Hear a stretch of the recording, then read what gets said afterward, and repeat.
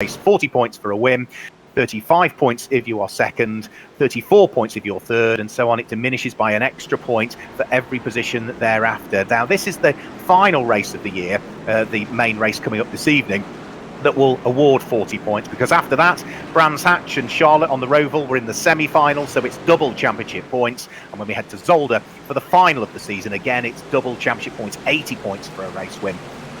70 if you're second, and so on. So there's still lots and lots of points up for grabs. Giorgio Maggi and Vittorio Garelli sit there on the front row of the grid. Sebastian Bleekimolen and Alex Fontana on row number 2, and Luca Caniore and Santu Fuxturian sitting there on row number 3. 10-minute race. We've had fairly clean racing so far. Let's hope that this last chance qualification race also stays fairly clean all the way through. And we're about to now get the race underway. So red lights on, red lights go out. Giorgio Maggi leads the charge up towards turn number 1. Vittorio Garelli sitting behind him. Sebastian Bleekimolen looking to try and hang on to third place. But Alex Fontana has got good momentum here heading up towards turn number 1. Needs to get his braking point right, though, so he doesn't carry too much momentum in. There's contact further back, and a couple of cars go spinning. And in fact, one of those, I think, was Luca Caniore that got caught up. Then also we have got Riccardo Spatafore dropping down through the order. We've got Alessio Bacci's got involved. I think Aurelien Dillier was also caught out in that one as well. But Giorgio Maggi leads, Vittorio Garelli in second place. And the momentum that Alex Fontana got at the start was staggering, Andre. He just seemed to draw himself cleanly alongside Sebastian Bleekimolen and had way much more momentum when the lights went out, and was able to sneak through into third position.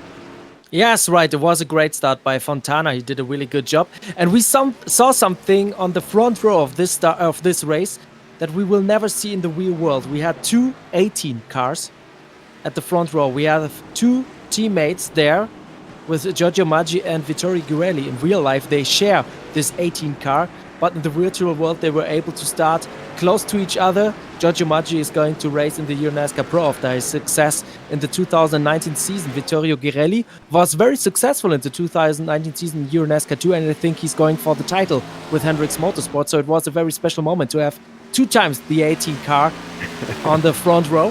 And then we had this typically last chance qualifier chaos in the first lap. We did, yeah. Sebastian Bleekimolen is now safely in 4th place. We're looking at the fight for 5th and 6th place, which is Max Palumbo having his best outing of the season for Solaris Motorsport at the wheel of the Chevy. And then the car of Santu Vauxhall that sits directly behind and is now actually directly ahead. He has been able to sneak his way through there. So Palumbo drops down from 5th into 6th position. I've only just spotted that Santu Vauxhall car is white on my screen, so the livery hasn't loaded correctly on his screen. I know it's not that colour. I know it's sort of red and black. Quick replay of the start. Caught up there were a few cars that all dropped down through the order. 2 separate incidents, really, then. And then some of them rejoined the circuit. The likes of Fabio Spatafore got spat off and then rejoined. And I think Sebastian Bleekimolen got bumped into 3 or 4 times there. Max Palumbo trying hard. You can see the tail end of the Chevy trying to break adhesion there, but the General tyres were just able to hang on. He's trying to work his way alongside Santu Vauxhall, and he's going to squeeze his way through very late on the brakes up the inside. Fantastic stuff from Max Palumbo, who by far is having his best outing of the season. The man who's behind all of the PR and media for Solaris Motorsport, was a former member of the NASCAR Whelen Euro Series media team, is now in 5th position, but has still got Santu Vauxhall sitting directly behind him. Good little fight this, Andre, isn't it? Oh yes, and here you can see something. People who are writing, talking about motorsports, doing the press work, they all have a little bit of a race car driver inside of their self. Of course, they're working in motorsports because they love it. And Massimiliano Palumbo is one of those fast guys.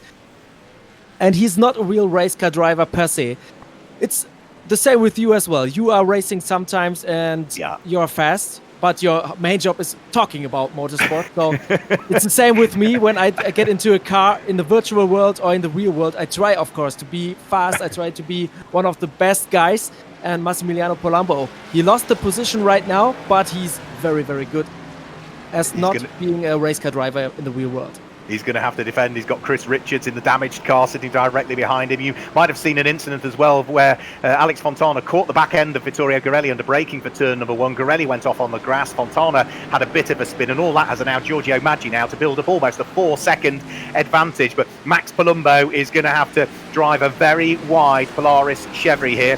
He has got directly behind him Chris Richards looking to try and squeeze his way through. We go on board with Chris Richard, and you can see he's almost and then there's contact. Max Palumbo gets turned around by Chris Richard, or Chris Rickard, I ought to say really, who is already damaged and will have caused more damage to the front end of that car.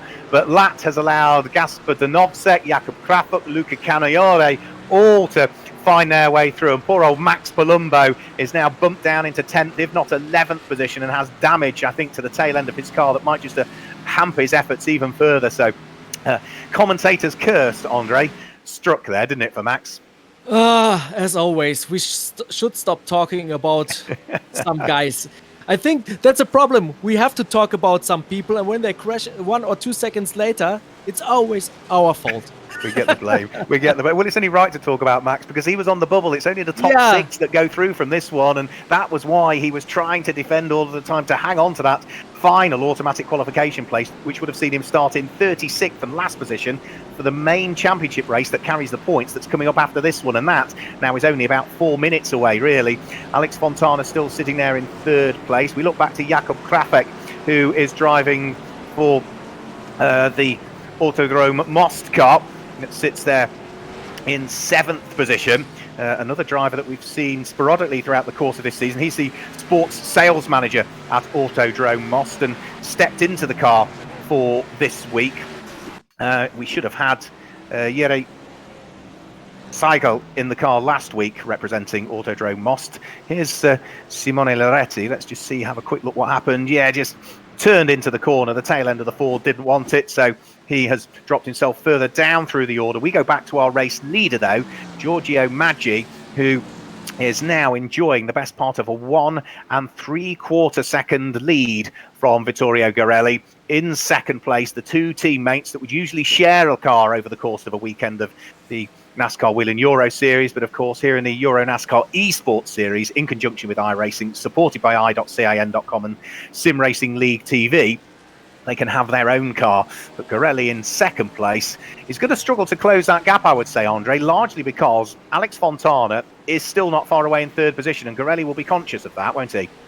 Yes, of course. I think Garelli is looking more into his rear mirror right now, and not to the front where Giorgio Maggi is. I think he has to be very cautious right now because Fontana is closing in very fast. I think they are only separated by, half of a car right now. So there's a great battle going on for the 2nd place. But I think nobody wants to be very riskful right now because only the top 6 advance to the main race. And you will be at the back of the grid anyway. So don't do anything too risky right now. That would be my suggestion. Yeah, you could lose everything, not get into the main race, and in the main race you're at the back, which hopefully means you've got a chance to react to a few issues if they unfold ahead of you and pick up a few places nice and early. One driver I am impressed with in this one is Jakub Krafuk, because he sits there in 6th position.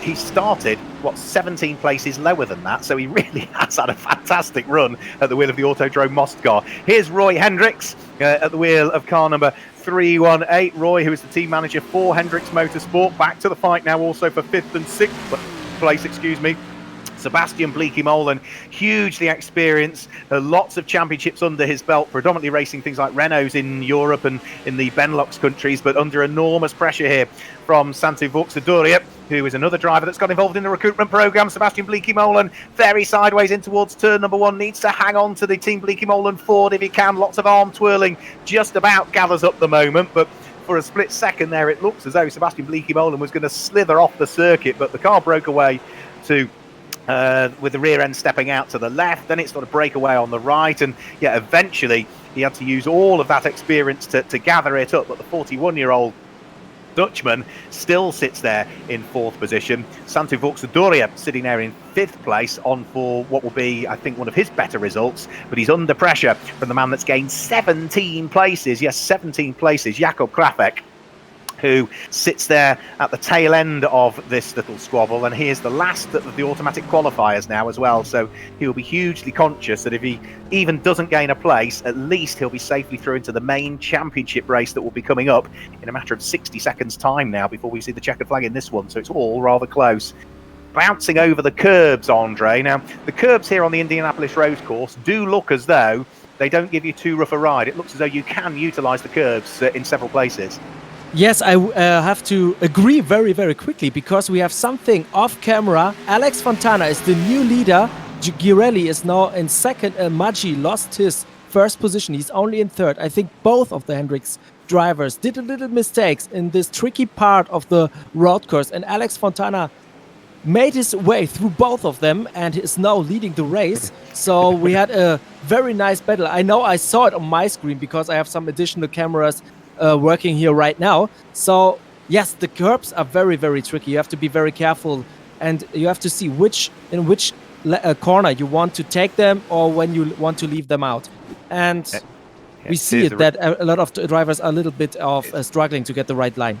Yeah, here's the replay, yeah, and it was just a little run wide by Giorgio Maggi, and I think Vittorio Girelli almost sort of followed him into the mistake, but Alex Fontana was wise to all of that and was just able to pick them both off on the replay that we saw. Well, the checkered flag is going to be coming out at the end of this lap, so Giorgio Maggi will be bitterly disappointed that it's not a win for him, but he will still secure it through the tail end of his Hendricks Ford. Does not look happy now, the car drifting around everywhere. So maybe he's overworked the tyres a little bit too much in the early stages of the race, whereas for 42 Racing, Alex Fontana's Ford still looks rather planted on the circuit. Vittorio Girelli also sitting there in second place, and Maggi, yeah, the car is drifting everywhere. Now, he's either enjoying himself still, or the back end of that car really doesn't want it anymore. Fontana's going to come through and claim the win in the last chance qualification race. Vittorio Girelli is in second place. Giorgio Maggi is just drifting the car everywhere now. He is just having fun, Maggi, as he heads over for the start-finish line. He can change the virtual tyres before the main race, you see, because they will want to go in the bin, that's for sure. He finishes in third place. Sebastian Bleekie-Molen in fourth place. Jakob Krafek, 18 places gained to finish in fifth position and head through to the main championship race. And Santu Vauxhadorian finishes in sixth place at the Wheelerfish Chevy. He is the last of the automatic qualifiers. Anybody else thereafter, the likes of Chris Ricard and Luca Caniore and Aurélien Dillier and Gasper Donovsek, who completed the top 10, all are done for the evening now, and anybody else thereafter, which includes poor old Max Palumbo, who did finish off the lead lap in the end and looked as though at one point he was heading through towards automatic qualification. So Alex Fontana claims the win. He will be hugely pleased with that. Alex Fontana, who is a driver that has had 2 top 10 finishes in the season so far. He claimed 19th place in the championship opening round at Brands Hatch. He was 10th at Watkins Glen and also 10th at Zandvoort last time out. So he sits 9th in the championship standings, does Alex Fontana. But if he wants to pick up a few more championship points, he's still got a chunk of work to do in the race, Andre, because he will line up in 31st position on the grid. Yeah, that's a problem with the last chance qualifier. You're happy that you made it to the final race of the evening, but in the end you are in 31st place, so you have the whole field ahead of you. You have to work your car through the whole field to get a good position in the race, and I think we will have a key factor in this race. I talked to Chris Lehman a little bit earlier during the break for him after Heat 2, and he said that the tires are falling off very, very quickly here on this Indianapolis Motor Speedway road course. He struggled only after around 8 minutes, so we have a 30 minutes race